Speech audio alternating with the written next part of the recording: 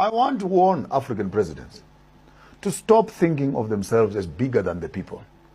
I want to warn the African presidents. They must look at history as to what has happened to some of the African dictators in the past who think that by becoming a leader, you are actually the most powerful. You can never be more powerful than the people. Yeah, that's and true. as you are growing now, in this century that we are growing in, if you don't take my advice seriously, we are going to find your head hanging somewhere else. Because the youth we are now leading are not interested in the politicking and always, sorry for the language, wiping the feet of the white man. We are now dealing with proper justice systems. We would want to see that our dignity is restored and we are respected as individuals and as human beings. We cannot be in a continent which has the greatest amount of resources and yet we are the poorest. I mean, I was in Nigeria the other day and I watched this pipe with a sticker on it, British Petroleum. British in Nigeria. Driving through the Delta with villages on the left and on the right of abject poverty. Yeah.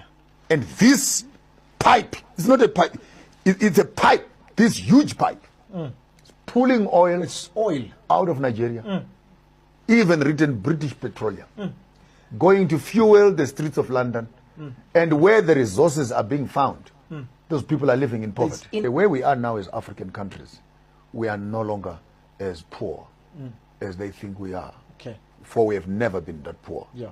It is, our problem has been leadership, distribution of our resources, and allowing us to make business deals based with us as basic interest. We have companies in South Africa here, Yeah. in the whole of Africa, that are selling us gadgets, cars, that are selling us equipment, and etc. Can I be very frank with you? Yeah, sure. Go ahead.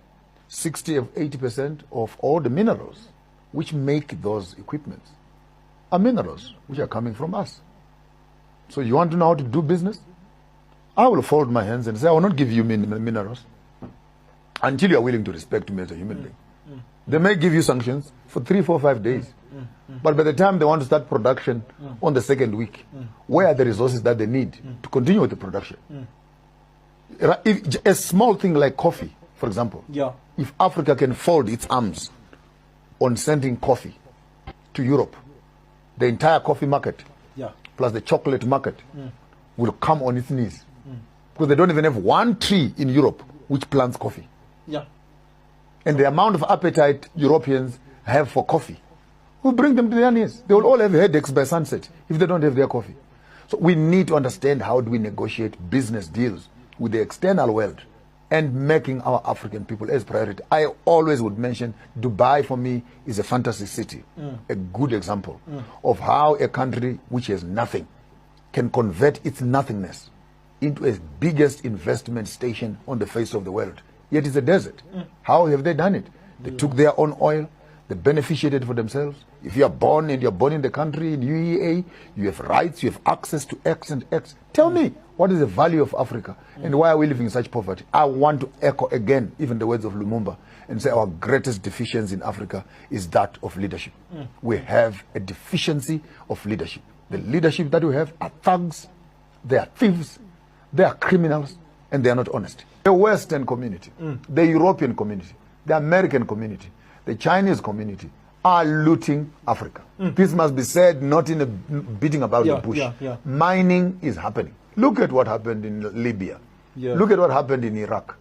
There's lots of information out there that actually while guns were shooting in Baghdad, tanks and pipes of oil were pumping oil out of it. Yeah. Look at Gaddafi. While you're busy chasing Gaddafi this side, pumps and tanks are actually pulling oil out of Libya. So we understand now that the war we are fighting is not a political war. It's actually an economic war. And the appetite of the West and the East when it comes to resources is much more than what they can supply. So the only way they go about it is to make sure that wherever those materials are found, if they cannot get it through diplomacy, they are getting it through war.